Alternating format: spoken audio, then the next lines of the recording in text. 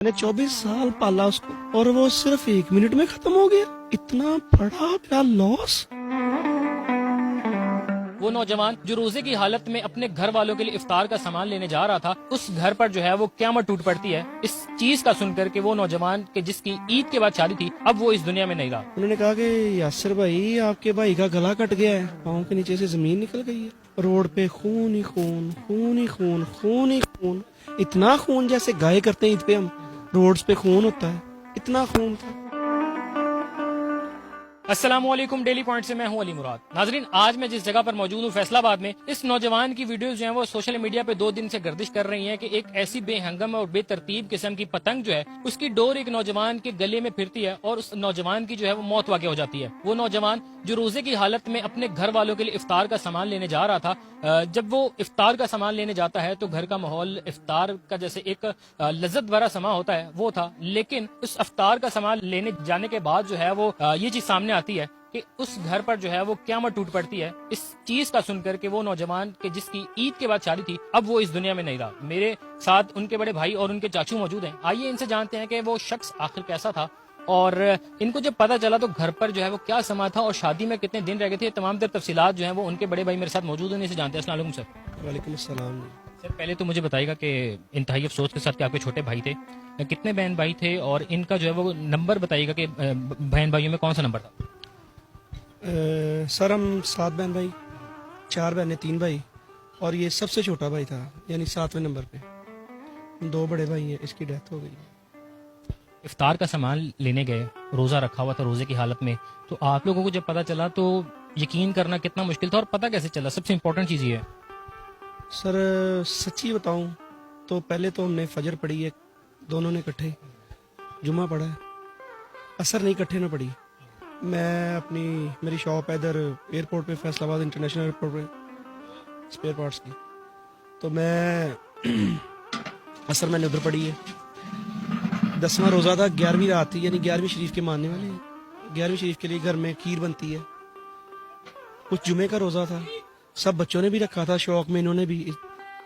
जुमे का रोज़ा जैसे बच्चों में एक्साइटमेंट होती है कि रोज़ा रखना है, फ्राइडे का रखा था। तो चीज़ें सामान वगैरह घर सारा कुछ लेके दे के आया। तो अम्मी को कह रहा है कि मैं ना 5 मिनट में आ रहा हूँ वापस। मैं चला गया हूँ अपनी, जिधर मैं अपनी दुकान पे, शॉप पे। मैंने असर उधर पढ़ी है, मैंने पढ़ी है 5:10 पे। जमात के साथ नहीं पढ़ी, वैसे सीधी सीधी पढ़ी। 5:10 में पढ़ी है। 10 मिनट लगे, मैंने पढ़ ली। 20 मिनट में मैंने ना बस अंदर से पता नहीं क्या हुआ मुझे। मैं ऐसी हो गई आप? एक्सप्लेन कर ही नहीं सकता मुझे क्या हुआ है। मैंने कॉल की इसके नंबर पे, जस्ट आवाज सुनने के लिए। मैंने नंबर मिलाया, आगे से फोन रिसीव किया है किसी ने, शोरो गुल हो रहा है, कोहराम मचा हुआ है। तो मैंने कहा, यार वो पंजाबी आपस में बोलते, उसका निकनेम मोनी था। मोनी से ज्यादा जानते थे उसको। मोनी, हेलो मोनी, हेलो मोनी, यार फोन नहीं उठा रहे, कौन बोल रहा है? कहता भाई आप यासिर भाई बोल रहे हैं, क्योंकि उसकी स्क्रीन पे मेंशन था यासिर भाई, सेव यासिर भाई के नाम से था। उन्होंने कहा कि यासिर भाई, आपके भाई का गला कट गया है। 5-10 मिनट या आधा घंटा पहले तो मैं छोड़ के गया हूँ उसे। तो कह रहा है इसका गला, मैं एकदम जमीन निकल गई है, पाँव के नीचे से जमीन निकल गई है। कुछ हमारा वो सबसे छोटा था, वो हमारे बच्चों से भी ज्यादा अजीज था हमें। पहले वो था, हमारे बच्चे बाद में थे। तो मैंने कहा यार मुंडा बच गया ही। कहते नहीं भाई, डेथ हो गई। फिर मैंने बाइक निकाली है, बाइक निकाल के वो 10-15 मिनट का जो एक रोड का मेरा 10-15 किलोमीटर का सफर था, वो पता नहीं कैसे गुजरा। मुझे नहीं पता कैसे। आगे देखा है, रोड पे खून ही खून, खून ही खून, खून ही खून। इतना खून जैसे गाय करते हैं ईद पे हम, रोड्स पे खून होता है, इतना खून था। फिर ये आगे से आप तो ये क्या, बस खत्म? उन्होंने कहा खत्म हो गया। कुछ वो सीसीटीवी की जो फुटेज चली है 59 सेकंड्स की, उस पे भी तकरीबन 59 सेकंड में डेथ हो गई उसकी, डेड हो गया। मैंने 24 साल पाला उसको और वो सिर्फ 1 मिनट में खत्म हो गया। इतना बड़ा मेरा लॉस, इतना बड़ा लॉस है। कि मेरी नस्लें भी इसका मतलब वो पूरा नहीं कर सकती, इसकी वो कमी पूरी नहीं कर सकती, इसका भरपाई नहीं कर सकती इसकी। इस चीज के हवाले से मुझे बताइएगा, क्योंकि आप बड़े भाई भी और कह रहे हैं कि मैंने उनको जो है वो, क्योंकि उनके फादर की पहले से डेथ हो गई थी, बेटा था मेरा। तो बताइएगा कि जब ये चीज आपने सब देखी है, घर पे इफ्तार का माहौल था, इफ्तारी की तैयारी, क्योंकि आपने बताया कि जुम्मे पे जो है वो बड़ा खास किस्म की तैयारियां चलती हैं, तो वो घर का माहौल कैसे तब्दील हुआ? घर का माहौल मैंने ना घर उसी टाइम मुझे मैंने कॉल की घर, ये नहीं बताया इसके ऐसे कॉल, मतलब उसके डोर गले में हो गई है, फिर गई है। मैंने ना फ़ोन मिलाया, मेरी सिस्टर ने उठाया, बड़ी सिस्टर ने, जो हम सबकी बड़ी सिस्टर है, उसने उठाया। मैंने कहा बाजी मोनी का एक्सीडेंट हो गया। ये नहीं बताया कि डोर फिर गई है, मुझे ऐसी खबर मिल गई कि डेड हो गया।